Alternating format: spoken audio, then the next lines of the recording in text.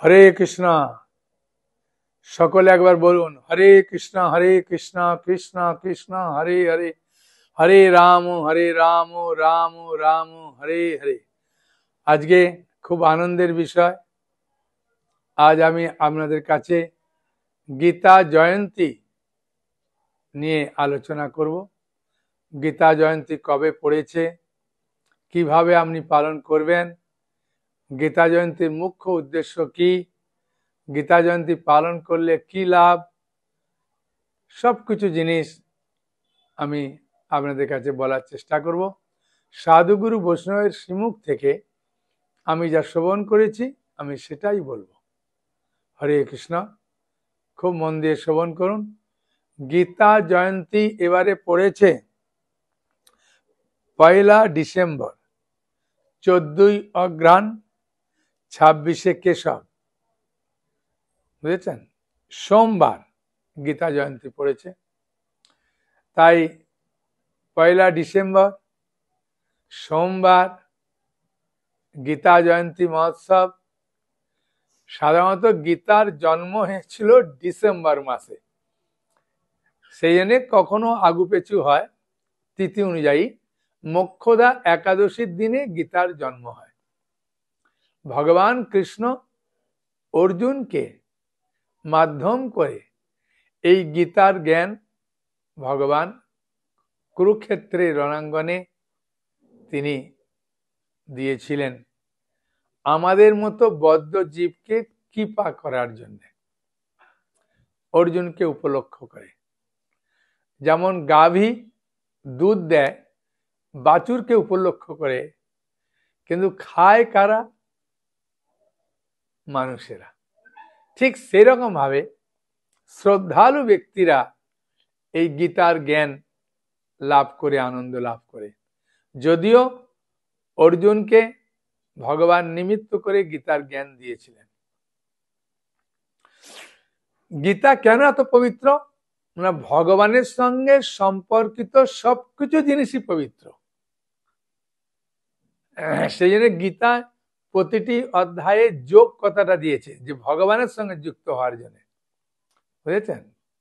বিষাদ যোগ, সাংখ্য যোগ, কর্মযোগ, জ্ঞান যোগ, ধ্যান যোগ, অষ্টাঙ্গ যোগ থেকে আরম্ভ করে ভক্তি যোগ, পুরুষোত্তম যোগ, সব যোগ যোগ যোগ যোগ যোগ। কারণ আমাদের ভগবানের সঙ্গে যুক্ত হওয়ার মাধ্যমেই আমরা আনন্দ লাভ করতে পারি। যেমন ভগবান কৃষ্ণের চরণ পদ্ম থেকে গঙ্গা এসেছিল, যেন গঙ্গা এত পবিত্র, সেরকম ভগবানের মুখ নিঃসৃত বাণী হচ্ছেন ভগবত গীতা। সেটা এত পবিত্র। গঙ্গায় স্নান করলে পবিত্র হবেন, কিন্তু ভগবত গীতা শুধু দর্শন করে পড়লেই আপনি পবিত্র হয়ে যাবেন। সেই জন্যে ভগবত গীতা জয়ন্তী আমাদের পালন করা উচিত। কারণ 5000 বছর আগে ভগবান কৃষ্ণ এই গীতার জ্ঞান অর্জুনকে মাধ্যম করে দিয়েছিলেন। সেই গীতার জ্ঞান একটা হসন্ত পর্যন্ত পরিবর্তন করতে কেউ পারেননি, বুঝেছেন? যেমন গঙ্গা জলের মতো পবিত্র আর কোনো বস্তু নাই, সেরকম গীতার মতো পবিত্র আর কিছু বস্তু নাই। ওই জন্য এই গীতার জ্ঞানকে সব থেকে শ্রেষ্ঠ জ্ঞান বলা হয়েছে। রাজবিদ্যা, রাজগুজ্জম, এটা সব থেকে শ্রেষ্ঠ জ্ঞান।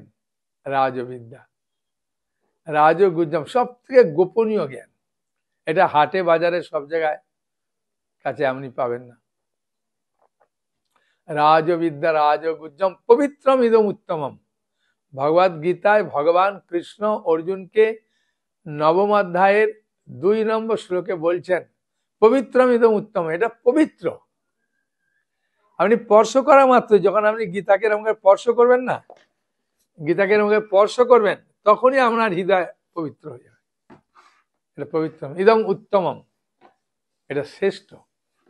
এবং এটা যে আপনাকে পবিত্র করছে, এটা যে শ্রেষ্ঠ জ্ঞান, এটা সব থেকে গোপনীয় জ্ঞান, এটা পড়লে আপনার হৃদয়কে নির্মল পবিত্র করছে।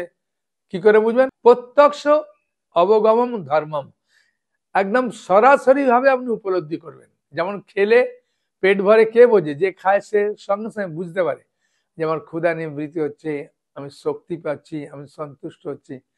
গীতা পড়লে আপনি বুঝতে পারবেন আমি পবিত্র হচ্ছি, এটা শ্রেষ্ঠ জ্ঞান। হ্যাঁ, এবং আমার হৃদয় নির্মল হচ্ছে। প্রত্যক্ষ অবম ধর্মম সুসুখম, আপনি বুঝতে পারবেন সুখ অনুভব করছেন। আর কি? কর্তুম অব্যয়ম, এই জ্ঞানটা পড়ার পরে এটা কখনো নষ্ট হবে না। যেন গীতা 5000 বছর আগে ভগবান কৃষ্ণ অর্জুনকে দিচ্ছেন, তার হসন্ত পর্যন্ত পরিবর্তন করতে কেউ পারেননি।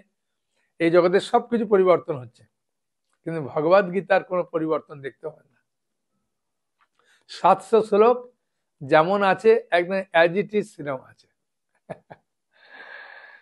সেই জন্য ভগবদ গীতা আমাদের পড়া দরকার।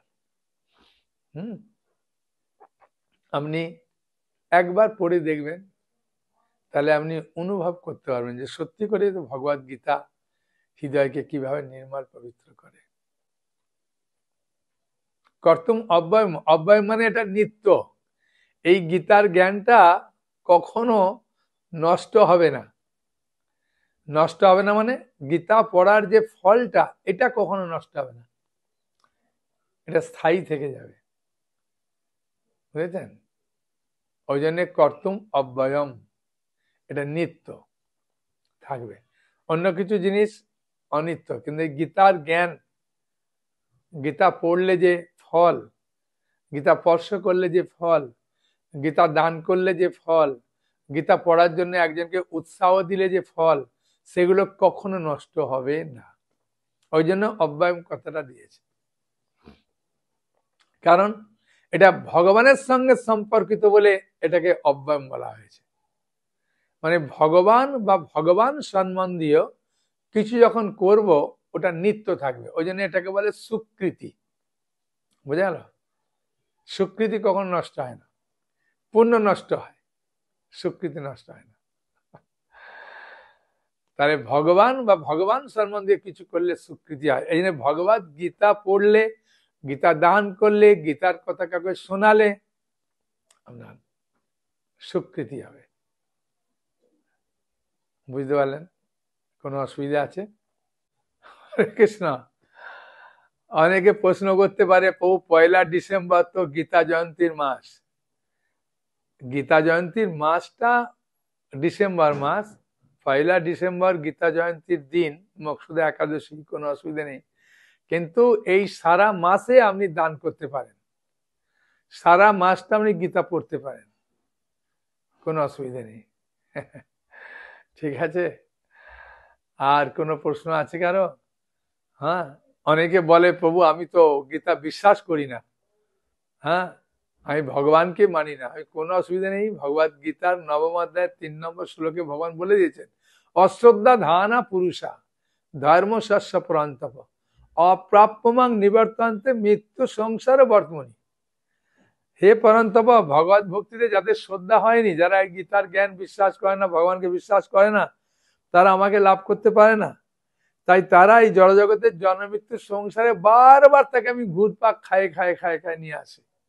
বুঝেছেন? যদি পুকুরে জেলে জাল ফেলেছে, জাল থেকে আপনি লাভ মেরে পুকুরে চলে গেলে, জেলে কান্না করে নাকি? জেলে হাসে যে তুই আমার জাল থেকে পালালি, ঠিক আছে, কিন্তু পুকুর থেকে পালাতে পারবি না। একদিন তোকে কাদা জল ছেঁচে কাদায় ল্যাপটা মারা অবস্থায় তোকে নিয়ে আসবো। ভগবানও বলছেন তুমি অশ্রদ্ধা করে কোথায় যাবে? তোমাকে মৃত্যু সংসারও বর্তমানে, মৃত্যু সংসারে ঘুরপাক খাই খাই খাই খাই তোমাকে আমি আমার কাছে নিয়ে আসবো। সেই জন্য গীতার কথা আমাদের বিশ্বাস করা উচিত, গীতার জ্ঞান আমাদের লাভ করা উচিত, তাহলে আমাদের মনে সমস্ত সংশয় দূর হয়ে যাবে। সেই ভগবদ গীতার জন্ম হচ্ছে এই মোক্ষদা একাদশীর দিন, 1 ডিসেম্বর। ওই দিন আপনি কি করবেন? মনে প্রশ্ন আসবে না যে প্রভু আমি কি করব? আপনারা মন্দিরে আছেন, অনেক কিছু সুযোগ সুবিধা পাবেন, আমরা গৃহস্থ মানুষ বাড়িতে আছি, কি করব? মানে গীতা 18টা অধ্যায়, দুটো অধ্যায়ের শ্লোক সংখ্যা বেশি, দ্বিতীয় অধ্যায়ের 72টা আর 18 অধ্যায়ের 78টা। এছাড়া আমরা 12 অধ্যায়, 15 অধ্যায়ে 20টা করে শ্লোক আছে। অতএব আপনি যদি মনে করবেন যে গীতা জয়ন্তীতে আমি গীতা পড়ব, জাস্ট আপনার 3 ঘন্টা লাগবে। হ্যাঁ, হাইয়েস্ট 18টা অধ্যায় পড়ে। এখন ওই জন্য অনেকে কি করে, দুদিন আগে থাকতে পড়ে, প্রতিদিন 6টা করে অধ্যায় করে পড়ে।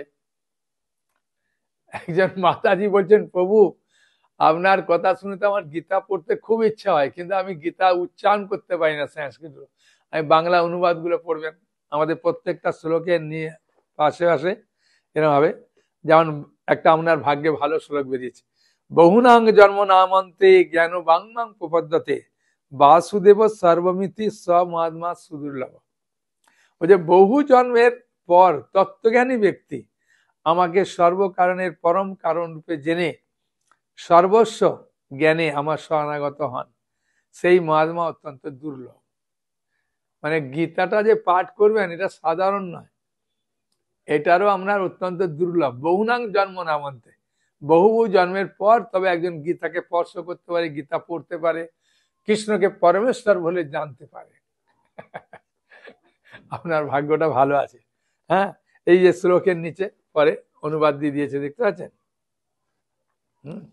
এরকম ভাবে প্রতিটা অনুবাদগুলো যদি শুধু পড়বেন তাও হবে। একজন প্রশ্ন করছেন, প্রভু আমি তো সংসারী মানুষ, ছেলে মেয়ে স্বামীকে নিয়ে থাকতে হয়, ঘরের ভেতর যখনই গীতা পড়ি তখন তো স্বামী চিৎকার করে, ছেলে একদম বলে। আমি ঠিক আছে, হ্যাঁ, 2টো অধ্যায় পড়লেন, তারপরে কাজ করলেন, আবার 2টো অধ্যায় পড়লেন, তারপর সময় পেলে একটু বেশি অধ্যায় পড়লেন, এরম করে করেও সারাদিনের মধ্যে 18টা অধ্যায় পড়তে পারেন, কোনো অসুবিধা নেই। তবে খাওয়া দাওয়া করে পড়লে কি হয়, আলস্যতা আছে তো, হ্যাঁ, সুচিতাটা যেন মনে হয় একটু একটু নষ্ট হয়ে যাচ্ছে। ওই জন্য খালি পেটে যতটা পড়বেন ভালো। একজন মাতাজি বলছেন, প্রভু আমি 5 দিন না 6 দিন আগে থাকতে এই গীতাটা পড়ি, আর 18 অধ্যায় শেষ করি গীতা জয়ন্তীর দিনে। আমি তাও হবে। হ্যাঁ, 3 অধ্যায় করে পড়ে উনি। হ্যাঁ, 3 অধ্যায় পড়তে কত, আধা ঘন্টা লাগবে। হ্যাঁ, খুব ভালো, এইভাবে পড়ুন, নালে কেউ পড়তে বলুন, কাউকে শুনুন। গীতা জয়ন্তীর দিন গীতা পড়লে ভগবান কৃষ্ণের একটা বিশেষ কৃপা লাভ করবেন। আর সব থেকে বড় জিনিস কি জানেন, গীতা জয়ন্তীর দিন উপবাস নেই। রামচন্দ্রের জন্মদিন, কৃষ্ণচন্দ্র ভগবানের জন্মদিন, রাধারানীর জন্মদিন, মহাপ্রভুর জন্মদিন, যে সময় আবির্ভূত হয়েছিল ওই পর্যন্ত উপবাস থাকতে হয়। গীতা জয়ন্তীর জন্মটা যখনই হোক না কেন সকাল সকালই হয়েছিল, আরম্ভ হয়েছিল। হ্যাঁ, বুঝেছেন? তা ওই জন্যে গীতা জয়ন্তীর দিনে উপবাস নেই। হ্যাঁ, আসলে আপনার মনে এখন প্রশ্ন আছে, প্রভু সত্যি কথা বলতে কি আমি গীতাটা কেন পড়বো, কি গীতাটা আসলে কি আছে, কি? শিলা প্রভুপাদ মুখবন্ধে খুব সুন্দরভাবে বলেছেন যে গীতাটা আসলে কি আছে। অজ্ঞানের অন্ধকারে আমরা সবাই আচ্ছন্ন। যেমন ভাবে অর্জুন কুরুক্ষেত্রের যুদ্ধে মহাচ্ছন্ন হয়ে পড়েছিলেন, ঠিক সেরকম ভাবে আমরা প্রতিটা মুহূর্তে মহাচ্ছন্ন হয়ে পড়ি। সেই মহাচ্ছন্ন অবস্থা থেকে উদ্ধারের সহজ সরল উপায় হচ্ছে এই গীতার জ্ঞান। ঠিক আছে, সেখানে গীতাটা বলছেন, এখানে শিল প্রভুপাদ কি বলছেন আমি পড়ি। ভগবদ গীতা আসলে কি? ভগবদ গীতার উদ্দেশ্য অজ্ঞানতার অন্ধকারে আচ্ছন্ন এই জড়জগতের বন্ধন থেকে মানুষকে উদ্ধার করা। প্রতিটি মানুষই নানাভাবে দুঃখ কষ্ট পাচ্ছে। যেমন কুরুক্ষেত্রের যুদ্ধের সময় অর্জুন এক কঠিন সমস্যার সম্মুখীন হয়েছিলেন। অর্জুন ভগবানের কাছে আত্মসমর্পণ করলেন। এবং তার ফলে তখন ভগবান তাকে গীতার জ্ঞান দান করলেন। এই জড়জগতে কেবল অর্জুনই নয়, আমরা প্রত্যেকেই সর্বদা উদ্বেগ উৎকণ্ঠা জর্জরিত, এবং এর কারণ জড় অস্তিত্ব। এই জড়জগতের অনিত্য পরিবেশে আমাদের যে অস্তিত্ব, তা অস্তিত্বহীনতার মতো। সেই জন্য গীতার জ্ঞান যখন আমরা লাভ করব, তখন আমরাও অজ্ঞানের অন্ধকারে বিভিন্ন টেনশন উদ্বেগে যে যুক্ত আছি সেখান থেকে মুক্ত হতে পারবো। এই সহজ সরল উপায়, বুঝেছেন? তাই সকালে ঘুম থেকে উঠে একটু ভোরে ভোরে উঠে গঙ্গা গঙ্গা বলে স্নান করে একটা ধোয়া বস্ত্র পরে ভগবানকে ধূপ বা দীপ বা ফুল দিয়ে গীতা পড়তে শুরু করে দেবেন। ঠিক আছে? যদি শ্লোক পড়েন, শ্লোক উচ্চারণ করলে ভুল হলেও অসুবিধা নেই। তারপরে শ্লোকের নিচে আমাদের ভেঙে ভেঙে দিয়েছে, তো পড়ার সুবিধা আছে। প্রতিটা শব্দের দেখুন নিচে ভেঙে ভেঙে দিচ্ছে, ওই ভাঙাগুলো দেখেও পড়তে পারেন। বাংলা অনুবাদটা দেওয়া আছে না, এটা বাংলা অনুবাদটা পড়তে পারেন। হ্যাঁ, আর সব থেকে বড় জিনিস কি জানেন? প্রত্যক্ষ অবগমম ধর্মম সুসুখম কর্তুম অব্যয়ম। যে ভগবদ গীতায় ভগবান নবম অধ্যায় 2 নম্বর শ্লোকে যে লাস্ট লাইনটা বললেন, এটা আপনি নিজে এই গীতা পড়ার পরে অনুভব করবেন। বাহ, খুব ভালো লাগছে তো। হ্যাঁ, খুব আনন্দ লাগছে। একটা অধ্যায় শেষ হয়ে গেল, দেখি ঘড়িটা, দেখবেন এত তাড়াতাড়ি, খুব আনন্দ পাবেন। হ্যাঁ, পড়ুন, গীতা জয়ন্তীর দিন গীতা পড়ুন, শুনুন, খুব আনন্দ পাবেন। আর গীতাকে পড়ার আগে একটা ধূপ দিয়ে পূজা করে নেবেন, ভগবানকে প্রার্থনা করে নেবেন, কেন গীতা ভগবানের বাণী না, ভগবান থেকে অভিন্ন। হ্যাঁ, করে পড়ো। অনেকে প্রশ্ন করেছেন, প্রভু খাওয়া কাপড়ে কি গীতা পড়া যায়? আমি পড়া যায়। সারা দিনে আপনি তো বাসি কাপড় বা অসুচি কাপড় পরছেন না, এমনি স্নান করার পরে পবিত্র কাপড় পরছেন। সেই কাপড় পরে আমি সকালা খাওয়া দাওয়ার পরে বিকালবেলা সন্ধ্যেবেলা ওই কাপড়ে পরতে পারেন। হ্যাঁ, বাথরুমে গেলে কোনো অসুবিধা নেই, আপনি ওই কাপড়ে পড়তে পারবেন। সেই জন্য আমি বলি গীতাটা ঠাকুরের কাছে রাখবেন না। ওই জন্য অনেকে মনে করে বহু খাওয়া কাপড়ে ভগবানের কাছে যাব না, সেই নিয়ে গীতাটা পড়তে পারে না। ওই জন্য আমি বলি গীতাটা আপনার টেবিলে রাখুন, আলমারিতে রাখুন, ওখান থেকে পড়ুন। হ্যাঁ, কোনো অসুবিধা নেই। হ্যাঁ, পড়ে দেখুন, খুব আনন্দ পাবেন। সেই জন্য এই গীতা জয়ন্তীতে গীতা পড়ার একটা মাহাত্ম্য আছে, বুঝেছেন? এখন গীতা জয়ন্তীর দিনে অনেকে গীতা দানও করে, বুঝেছেন? এখন অনেকে মনে করে বহু ছোট গীতা দান করে দেবো, দানের মাহাত্ম্য আছে। আমি আছে, কিন্তু একটা পূর্ণ গীতা বলতে কি, প্রতিটা শ্লোক, তার শব্দার্থ, অনুবাদ, ব্যাখ্যা, তাহলে তার বুঝতে সুবিধা হয়। শ্লোক তো একই, হ্যাঁ, অনুবাদও একই পাবেন, কিন্তু ব্যাখ্যাটা পাওয়ার জন্যে শব্দার্থগুলো ভেঙে ভেঙে দিয়েছে বলে। হ্যাঁ, আমাদের আর একটা গীতা আছে, গীতার গান আছে শ্লোকের নিচে, সেই জন্য অনেকে নেয় বড় গীতাটা। তা বড় গীতার সংখ্যা খুব কম নেয়, এই গীতাটাই নেয়। আর গীতার দাম এখন কমে গেছে, এখন সম্পূর্ণ গীতার দাম হয়েছে 250 টাকা। ওই জন্য এখনই অর্ডার করতে আমাকে শুরু করে দিয়েছে, কেউ 5টা 7টা 11টা গীতা নিচ্ছে, তার আত্মীয় স্বজন সবাইকে দান করবে। আমি বলি গীতা জয়ন্তীর আগে দান করুন, তাহলে গীতা জয়ন্তীর দিনও পড়তে পারবে। হ্যাঁ, অনেকে দান করতে পারছে না, সংকল্প করে রাখছে যে প্রভু আমি গীতা দান করব। এখন ওই দান আপনার আত্মীয় স্বজনকে দিতে পারেন, বাড়ির লোককে দিতে পারেন, কেউ কেউ বিয়ে বাড়ি শ্রাদ্ধ বাড়িতে পর্যন্ত গীতা দিতে পারেন, কিনে রাখছেন। আর কেউ কেউ গুরু মহারাজকে দিচ্ছেন, শ্রীশ্রীমৎ জয়প্রকাশ স্বামী গুরু মহারাজকে। হ্যাঁ, সেই গীতাগুলো আমি নিয়ে পরে শ্রীশ্রীমৎ ভক্তি বিজয় ভাগবত মহারাজের মাধ্যমে গুরু মহারাজের কাছে পৌঁছে দিই। কেউ কেউ আমাকেও দান করছেন, আবার আমরা সেই গীতাগুলো ঠিক জায়গা সুযোগে দান করে দিই। হ্যাঁ, এইভাবে হয়, অসুবিধা নেই। মেন কথা হচ্ছে শাস্ত্রে এটা আছে। হ্যাঁ, বুঝেছেন? একজন ব্যক্তি অনেক মানে টাকার মালিক, সে একটা গীতা দান করছে। আমি বললাম কোনো অসুবিধা নেই, দানটা আপনার ব্যাপার। হ্যাঁ, যে দানটা করছেন ওইটাই ভগবান আপনাকে সহস্র গুণে ফেরত দেবে। হ্যাঁ, 1 নম্বর। 2 নম্বর হচ্ছে, যখন সেতু বন্ধন হচ্ছিলেন তখন কাঠবিড়ালি সেবা করছিল, হনুমানও সেবা করছিল। হনুমানের যত শক্তি আছে সেই অনুযায়ী পাথর আনতে পারছেন, কাঠবিড়ালি তার সামর্থ্য মতো ধুলোয় গড়াগড়ি দিয়ে দিচ্ছেন, ভগবান তার গায়ে হাত বুলিয়ে দিয়ে কৃপা করে দিলেন। সেরকম আপনার যেমন সামর্থ্য সেরকম করতে পারেন। হ্যাঁ, তা ভদ্রলোক বলার পরে তখন একটা থেকে বলছে আমি তাদের 3টে গীতা দান করবো। আমি ঠিক আছে করুন। হ্যাঁ, ও দান করতে পারলে মনে করুন 31টা 51টাও দান করতে পারে। হুম, যার যেমন মনোভাব, ওটাতে আমি কিছু মনে করি না। আমার বলার অর্থ হচ্ছে কি, যে আপনি যেটা দান করবেন সেটা আপনার কাছেই ফেরত আসবে। হ্যাঁ, যেমন সমুদ্র কিছু জিনিস নিয়ে রাখে না, না সব পাঠিয়ে দেয়, সেরকম ভগবানও আপনার দানের মাধ্যমে আপনাকে ফেরত দেবে। এখন প্রশ্ন করতে পারেন, প্রভু গীতা দান করে কি লাভ? আমি অন্ন দান করতে পারি, বস্ত্র দান করতে পারি, ওষুধ দান করতে পারি। হ্যাঁ, কিন্তু অন্ন, বস্ত্র, ঔষধ এগুলোর দান হচ্ছে দেহকে কেন্দ্র করে, কিন্তু গীতা দানটা হচ্ছে আত্মাকে কেন্দ্র করে। আর আমরা প্রকৃতপক্ষে আত্মার কল্যাণের জন্য সবকিছু করি।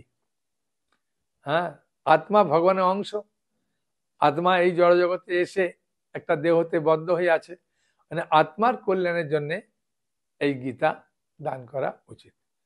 বুঝেছেন? এই গীতা পড়লে তার আত্মার কল্যাণ হবে, দেহের কল্যাণ নয়। হ্যাঁ, একজন ব্যক্তি বলছেন, প্রভু সত্যি কথা কি, আমি জীবনে এমন কোনো পাপ নেই যে করিনি, আমি কি গীতা পড়তে পারবো, গীতা দান করতে পারবো? আমি সব পারবেন। ভগবদ গীতায় ভগবান 9ম অধ্যায়ের 30 নম্বর শ্লোকে বলেছেন, অপিচ্ছেদ সুদূরাচার ভজতে মাং অনন্য ভাগ, সাধুর সব মন্তব্য সম্যক ব্যবস্থিত হিসা। ভাই তুমি যদি পাপীর থেকেও পাপী মনে করো, বুঝেছেন? ফ্রিজে গলা জিনিসটা যদি পচে গেছে, ওই জিনিসটা ফ্রিজে রাখি, ওই ফ্রিজ কিন্তু টাটকা করতে পারবে না। ফ্রিজ ভালো জিনিসটাকেই ভালো বার করবে। কিন্তু গীতার ফ্রিজে যদি কেউ একবার ঢোকে, ভগবান বলছেন অপিচ্ছেদ সুদূরাচার ভজতে মাম অনন্য ভাগ। তুমি যদি পাপীর থেকেও পাপী মনে করো, একবারে মানে পাপে পূর্ণ হয়ে গেছে মনে করো, যদি তুমি আমার কাছে আসো, আমার ভজনা করো, সাধুর বসে মন্তব্য সম্যক ব্যবস্থিত, তোমাকে সাধু বলে মনে করবে। গীতার এত মাহাত্ম্য, বুঝেছেন? সেই জন্যে আমি আপনাদেরকে অনুরোধ করব, গীতা জয়ন্তীর সামনেই চলে আসছে, তাই গীতা আপনি পড়ার জন্য প্রস্তুতি নেন। যাদের নেই তাদেরকে গীতা দেন। আপনার আত্মীয় স্বজন, ছেলে মেয়ে, বাড়িতে আপনি একটা থালায় একজন খান তো না, একটা থালায় সবাই খান, তাহলে বাড়িতে আপনার ছেলেকে একটা গীতা দান করতে পারেন, মেয়েকে দান করতে পারেন, জন্মদিন একটা দেন, অনেক কিছু দিচ্ছেন তো। বলেন বাড়িতে এতগুলো গীতা রেখে লাভ কি, ওর মতো পড়বে, আপনি আমার মতো পড়বেন। হ্যাঁ, মোবাইল কেন এতগুলো রাখেন? না, ওর মতো ব্যবহার করবে, সেরকমভাবে গীতাও রাখতে পারেন। অনেক ব্যক্তি রেখেছেন, তার ছেলে মেয়েদেরকে পড়াশোনা করছে, ওখানে গীতা দিচ্ছেন, আত্মীয় স্বজনদের দিচ্ছেন। হ্যাঁ, গীতা কি পাত্রে দিচ্ছেন, কি অপাত্রে দিচ্ছেন, কি পড়বে না পড়বে চিন্তা করে লাভ নেই, আপনার কাজ গীতা দেওয়া। হ্যাঁ, ও না পড়লে ওর ছেলে পড়বে, ছেলে না পড়লে নাতি পড়বে, পড়বে কেউ, ফেলে দেবেন আপনার গীতা। আর যখনই পড়বে তখনই আপনি ওই কমিশনটা পাবেন, ওর ফলটা পাবেন, এ শাস্ত্রে আছে। আপনি অন্য জন্ম পেলেও দেখবেন অনেকে পড়াশোনা ভালো নেই, হঠাৎ ভাবে দেখবেন ভালো রেজাল্ট করে ফেলছে, ওই আগের জন্মে কোথায় গীতা দান করেছে, সেই গীতা পড়ছে, তার ফল পেয়ে যাচ্ছে। অনেকে দেখবেন ভেলোর থেকে ফিরে এসছে, রোগ ভালো হয়নি, হঠাৎ একটা হোমিওপ্যাথি ডাক্তারের কাছে গিয়ে ভালো হয়ে গেল। না, ও যে দান করেছিল সেই ফল, দানটা কাজে লাগলো, এখন সেটার কৃপা পেয়ে গেল। এগুলো খুব সুন্দর সূত্র আছে শাস্ত্রে, অনেক কিছু জিনিস আছে। আসলে গীতা দান মানে ভগবান কৃষ্ণকে একজনের হাতে তুলে দেওয়া, বুঝেছেন? গীতা মানে কি? ভগবানের উপদেশ না?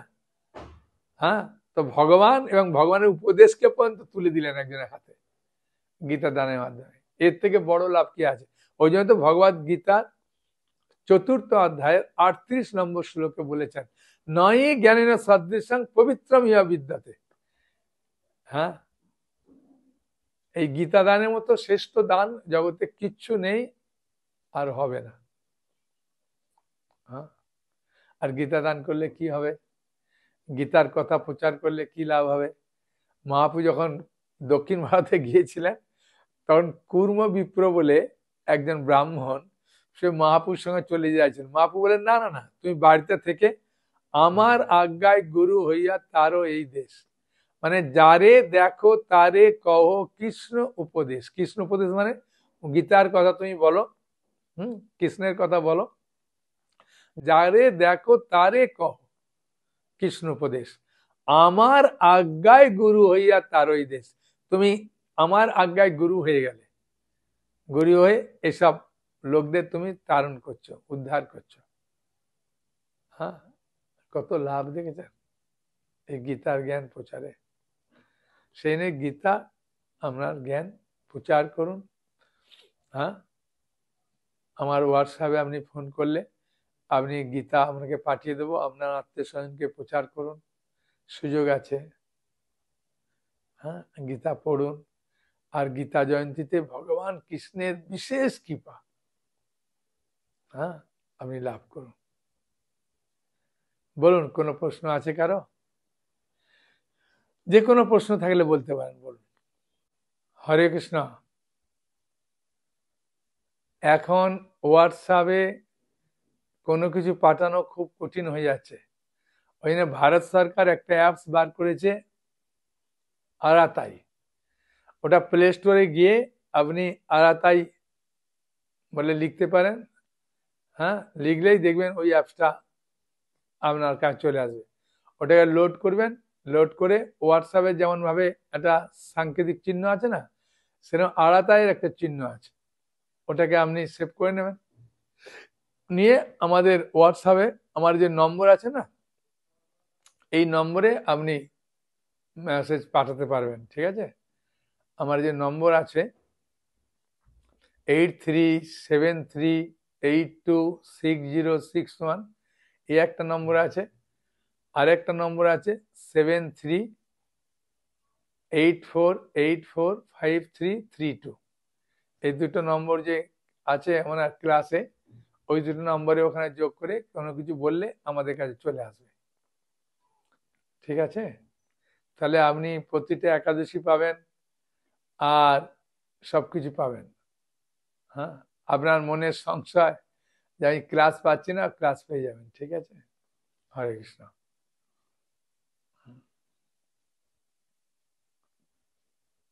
আর কারো কোনো কিছু প্রশ্ন আছে?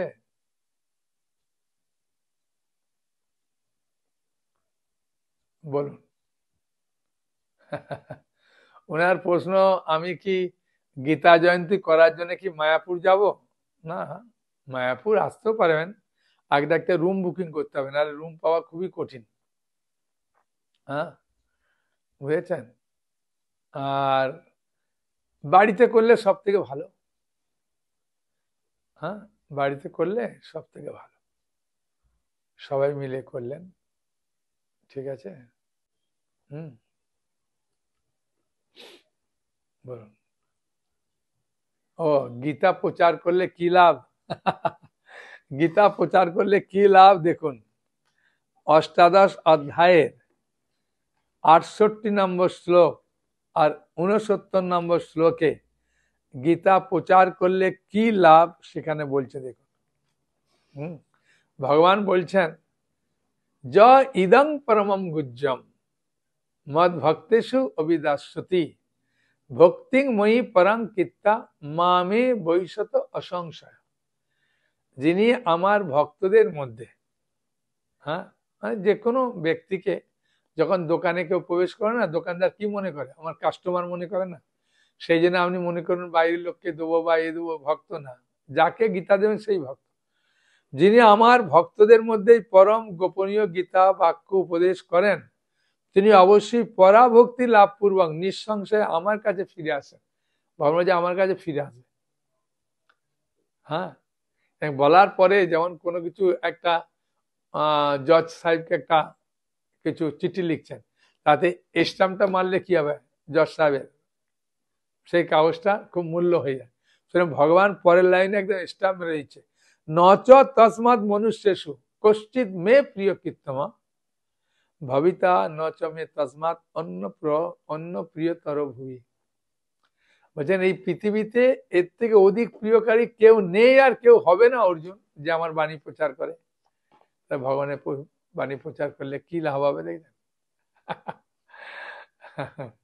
সেই জন্য ভগবানের বাণী আমাদের প্রচার করা উচিত। হ্যাঁ, তাই না? এখন আপনি বলবেন যে আমি যদি গীতা পড়ি তাতে আমার কি লাভ হবে? গীতা পড়লেও লাভ হবে। হ্যাঁ, কি লাভ হবে? ভগবদ গীতাতে সেটা বলছেন, আমি আপনাদেরকে পড়ে পড়ে বলবো, ঠিক আছে?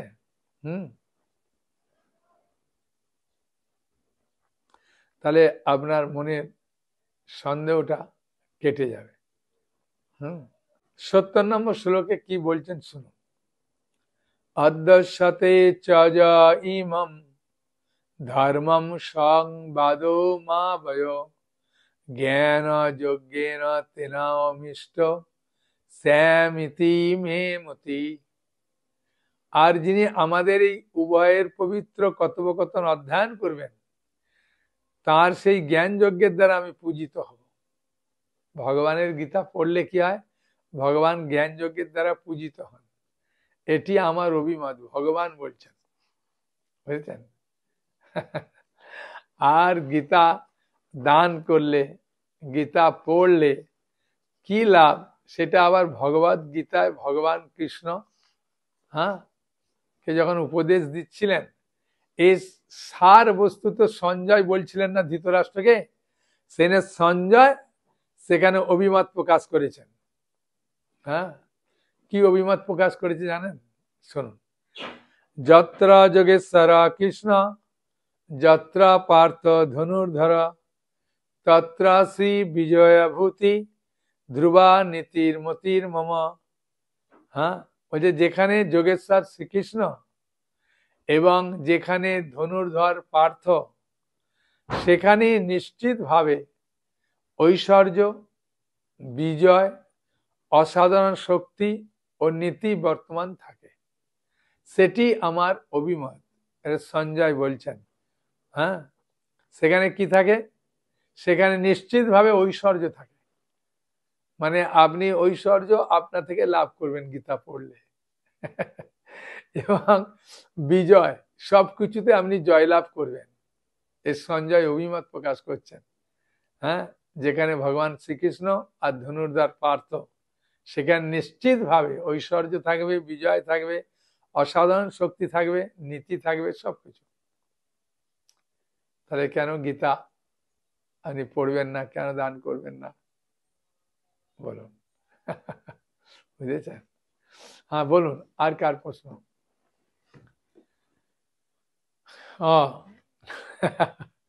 উনি বলছেন যে ভগবানও কি চিটিং করে? আমি না, ভগবান কখনো চিটিং করে না, আমাদের বুঝতে অসুবিধা হয় বলে মনে করি চিটিং করে। বলুন কোন প্রশ্ন, কোন শ্লোক? উনি বলছেন নবম অধ্যায়ের 29 নম্বর শ্লোকে ভগবান যে বললেন সমহং সর্বভূতেষু ন মে দেশস্তি ন প্রিয় যে ভজন্তি তুমাং ভক্তা মই তে তেষু চ অপি অহম। তো ভগবান তো 29 নম্বর শ্লোকে একবার বলেই দিলেন সমহং সর্বভূতেষু ন মে দেশস্তি ন প্রিয়, আমি সবার প্রতি সমান, কেউ আমার প্রিয় নেই, কেউ অপ্রিয় নেই। আবার পরের লাইনে কেন বলছেন যে ভজন্তি তুমাং ভক্তা মই তে তেষু চ অপি অহম। যে আমার যেভাবে আমাকে ভজনা করেন, আমার তো অবস্থান করে, আমিও তার মধ্যে বাস করি। ভগবান কেন এটা বললেন? আমি ভগবান এটা বলেছেন আমাদের বোঝার অসুবিধে, যদি বুঝতে পারি তাহলে সুবিধা হয়। ভালো করে শুনবেন, আমি একটা উদাহরণ দেব, কারণ শুনুন, খুব ভালো লাগবে। যখন জিলিপির দাম 160 টাকা, একদম গরম গরম জিলিপি। আচ্ছা, দোকানদারকে জিজ্ঞাসা করে যে তুমি কোন জাতের, পয়সা নিয়ে এসেছো কিনা, তুমি কিনবে কিনা, এরকম জিজ্ঞাসা করে? কিছু জিজ্ঞাসা করে? সেখানে ভগবদ গীতা সকল সম্প্রদায়ের জন্য, সকল জাতির জন্য। গীতাতে কোনো সম্প্রদায় জাতি নেই, 1 নম্বর প্রমাণ হলো। সমং সর্বভূতেষু ন মে দ্বেষস্য ন প্রিয়ঃ, আমার সবার প্রতি সমান, কারো প্রতি আমার হিংসা নেই, দেশ নেই।